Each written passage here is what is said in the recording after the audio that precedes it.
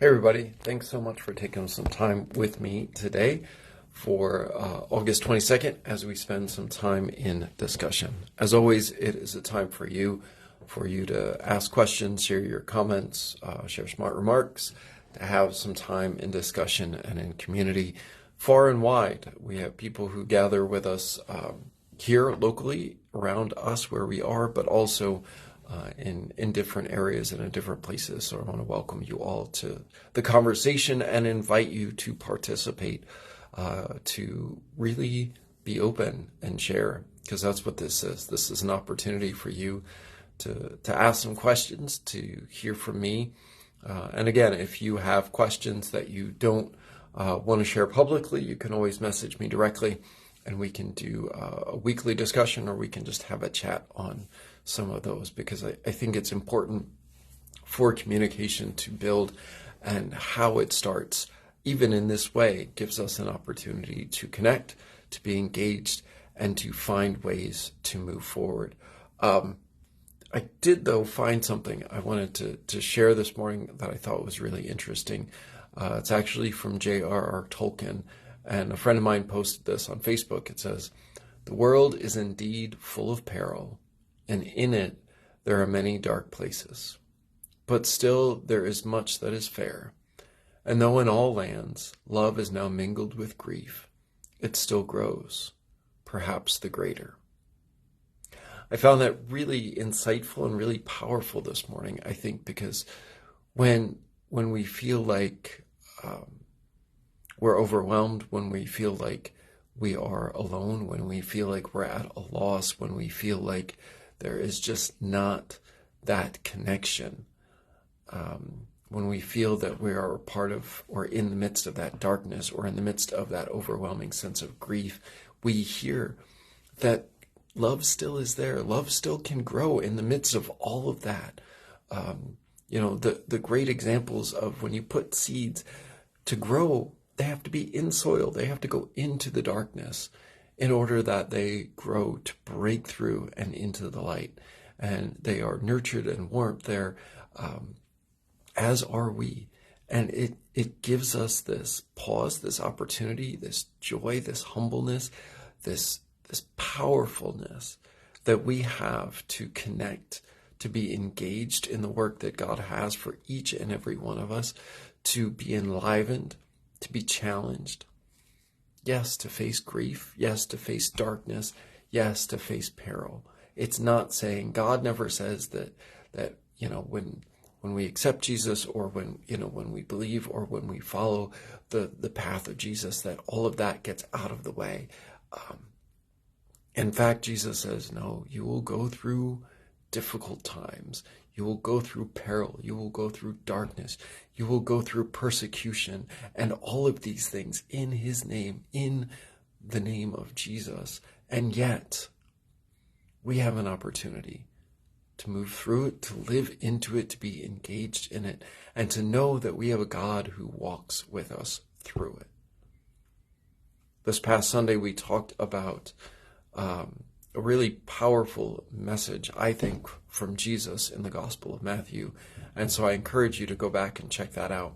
It's not up on our YouTube channel yet, but it is on our website and on our Facebook, on our website and on our church Facebook page, with opportunities for you to watch the whole service, or you can skip through. But Jesus talks about what comes out of our mouth that defiles us, what comes out of our mouth, what we speak, how we share. And, saying that it comes from the heart, and often that, we'll speak before we actually think.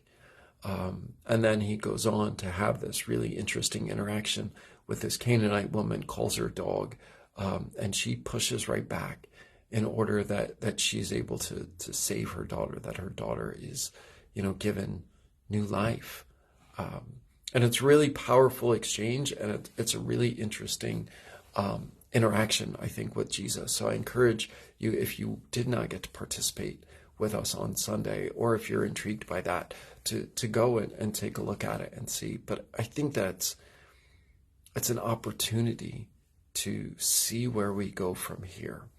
And I think that's it, and that's what I pulled from that Tolkien quote this morning, is that we have these opportunities to grow even stronger because of the grief, because of the darkness, because of the peril that surrounds us.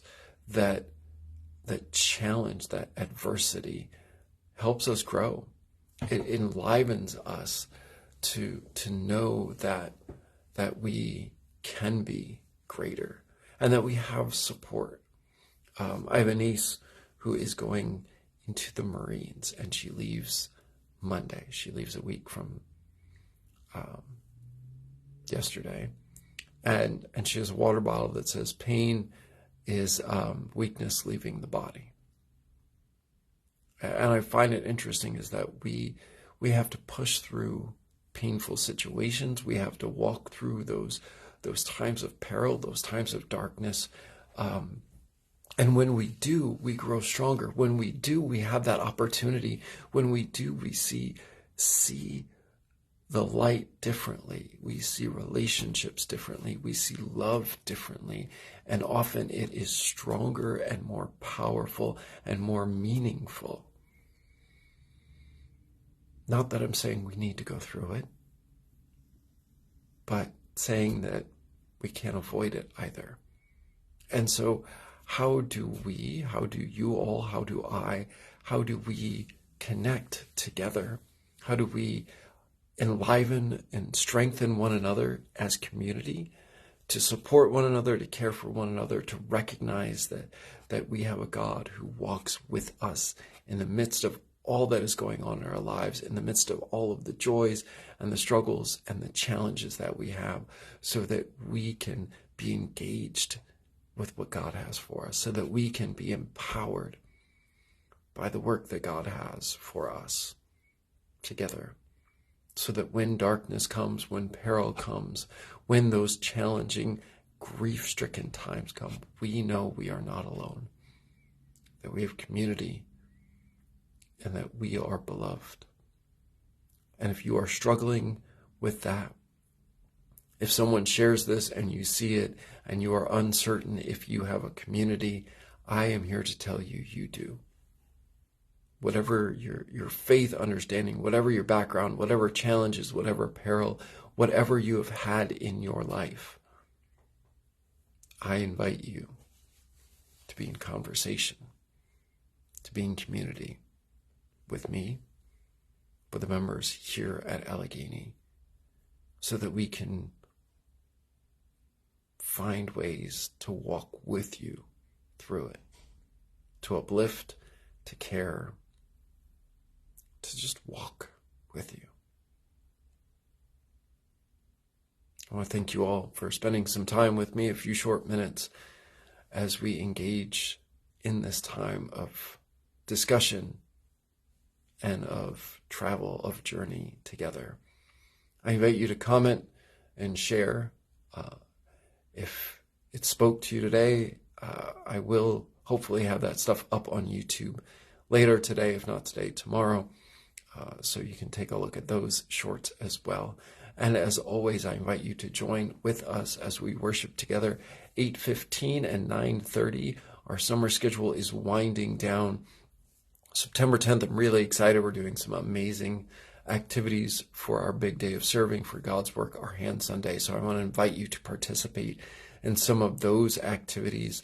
I'm actually going to put a link below if you're interested in signing up. I'll do that later, of different activities. We're going to the local food pantry to help. We're going to do some activities here on site for different groups.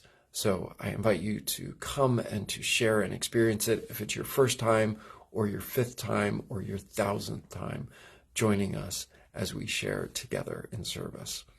Thank you all for spending some time with me today. Take care. God bless. Have a great week. We'll see you soon.